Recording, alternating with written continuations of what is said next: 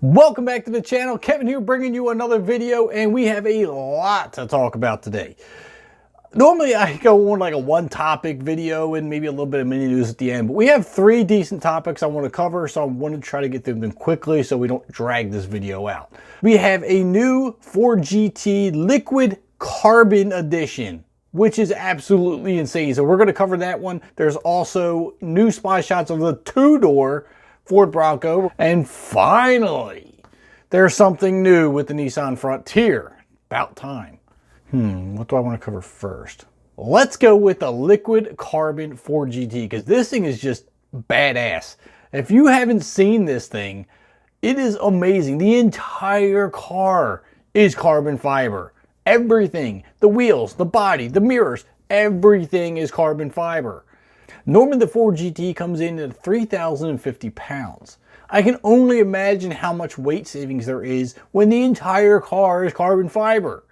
This is pretty sick. I mean, not only are you saving a lot of weight, but the entire car is carbon fiber, which just looks really cool. Now, unfortunately, it doesn't state how much the new carbon fiber edition weighs, which I really wish it did. I'm sure that'll come out at some point. Now, there has been some other changes for 2020 in the GT that is also going to carry over into this carbon fiber edition, along with all the other models. So it's getting a new titanium exhaust system, which bumps the horsepower up a bit to 660.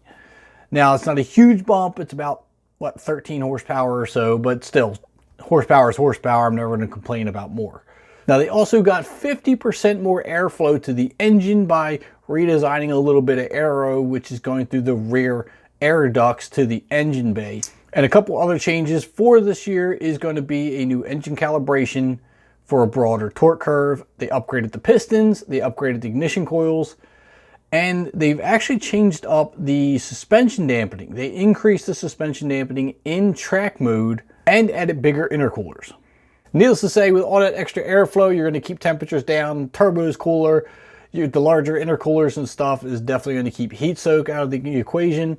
So a lot of good upgrades. I think it's going to make for a great track car. I mean, it's always been a great track car, but this is going to just add to the reliability and longevity of the car while on the track.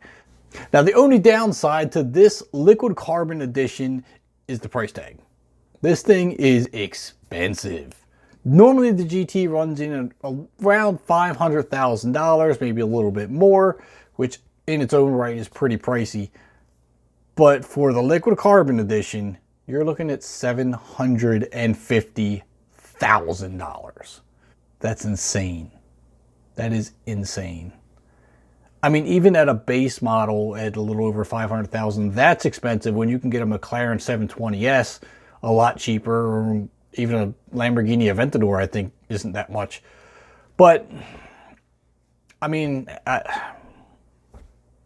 there's not going to be a lot of them made. It's not going to be a mass-produced car, but still, that's a lot of money. If you're enjoying the video so far, make sure you drop a like on it, and don't forget to leave your comments about what you think of the new Liquid Carbon Ford GT. So, saying that, let's move on to my next little bit of news, which is going to be the new spy shots we have of the Ford Bronco, the two-door version, that is. We've had a lot of spy shots on the four-door, but now we have a two-door edition. So we're taking a quick look at that. Obviously, they're actually testing this one off-road this time, which is pretty cool. I guess they're trying to get an idea how the four-wheel drive system works and how it handles off-road. I'm already liking the two-door size. First thing you see, obviously a big skid plate in the front, and it is definitely an IFS. Now, let's not get disappointed with the IFS right now, because I think it's going to prove to be very off-road capable and worthy. Again, I'll bring up the Raptor issue again. That has an IFS. It does fantastic. And I think this was going to do just as well. I do love the size proportions. We'll say the proportionate sizes of this two-door version. I think it's going to be really good. I love the big tires. I love just the way it looks. I think this is the perfect size. So no big major news as far as the Bronco is concerned. Just some new two-door shots if you haven't already seen it.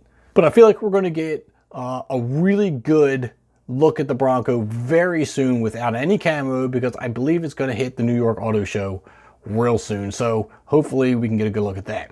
So moving on from there, we're going to go to the Nissan Frontier.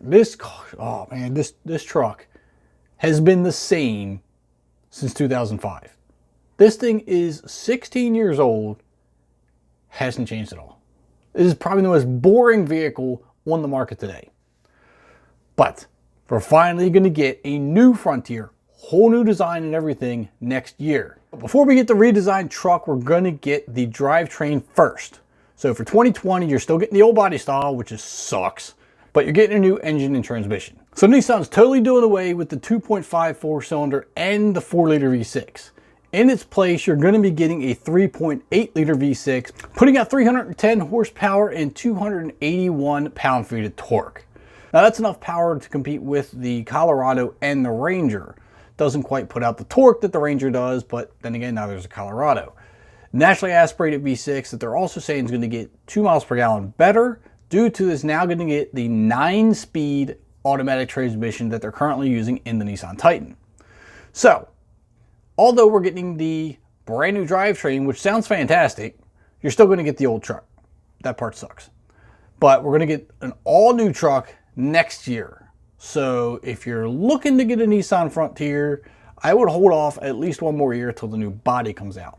The new drivetrain sounds nice, but I'm not going to put it in a 16-year-old body. That just seems ridiculous. The truck is so old and boring that I can't tell when I see one if it's from 2005 or 2019. Anyway, so I think I covered everything I needed to cover.